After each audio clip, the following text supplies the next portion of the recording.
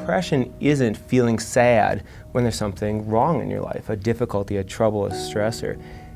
Being depressed, especially in college, is feeling that way when everything is going well in your life for no apparent reason. I don't know why I feel this way. I can't identify a cause or a trigger, and I think that really sums it up. And that's what a lot of students will come in and tell me. I don't know why I feel this way, I just don't feel right, and I know something's wrong. I started to feel like I wasn't quite myself.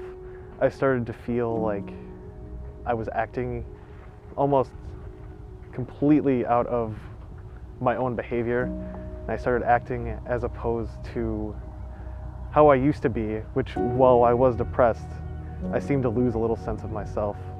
The hardest part about it was I didn't think any of my friends were depressed. I didn't think anybody else was, struggling. So it was that sense of, can it just be me? This is like the late 60s. I don't feel like there was anything really out there on a bulletin board or anything that caught my attention that suggested to me maybe I could go to somebody to talk to them or to just express how I was feeling. I felt like I was on my own. College is a lot of firsts.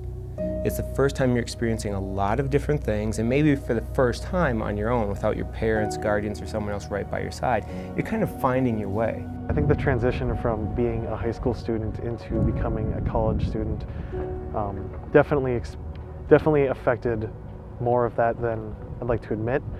But I also think that it's a part of just growing up, regardless of whether or not you're going to be a college student. It's just a transitionary period in your life where you are switching from being like a child to an adult, and there's a lot of changes both physically, emotionally, mentally, and just environmentally. Just that, that first hit of singularity and not actually, having any, not having that easy escape plan. I think when you finally kind of start to feel alone and realize that there might not be anybody real close by, that feeling of aloneness.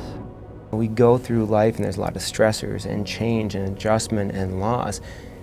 As humans, we get sad, we get depressed. And it really depends on when that happens. Do we have the support around us? Do we have the skills to cope with it?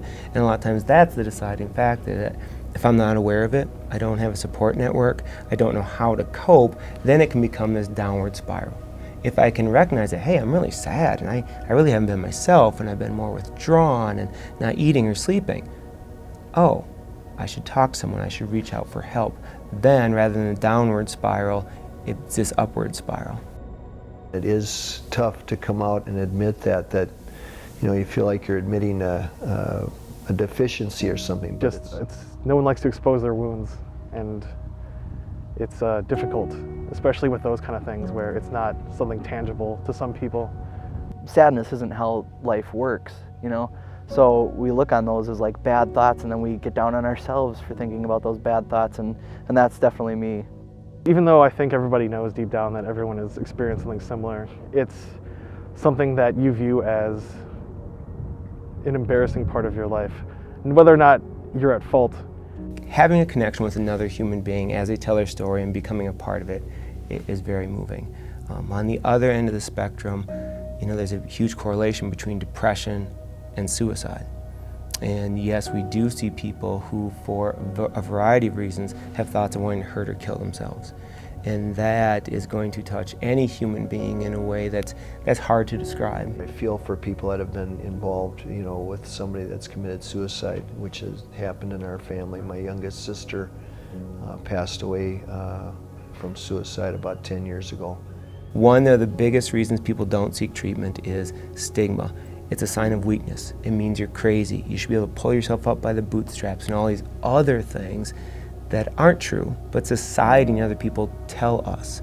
If we decrease the stigma and increase the awareness, people are going to seek help. It's okay, and there is hope. We try to tell people that it's okay to be different and it's okay to be an individual and it's okay, but when you get into the real world, it's not okay. It's not okay at all. If you don't fit in, then you fit out. You can feel like I did, where you're only viewing things as they are, and that to tell yourself otherwise would just be a lie to make yourself happy, but you don't know that you could be suffering from something much more serious. Everybody's situation is different, but it's nothing to be ashamed of. 2 words: say something. And we actually did a whole campaign on this last year, because if we can create an environment within this university, beyond these walls, that people are free to speak up and say something about mental health, it will help in every way. With my past experience with depression, it felt like a completely different lifetime. It feels like I'm an entirely different person. And to put myself in that mindset kind of drives me crazy. Like I can't imagine that I ever was like that, that it was even me. Fear a lot of times keeps us frozen.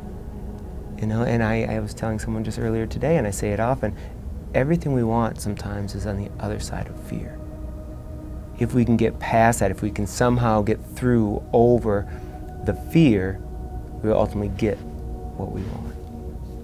I would say that also, if you are transitioning from this, that you should hold on to the things that make you happy. And even though there are expectations of you, you shouldn't forget who you are and what things you enjoy, because if you work yourself into a corner, the weight can just crush you.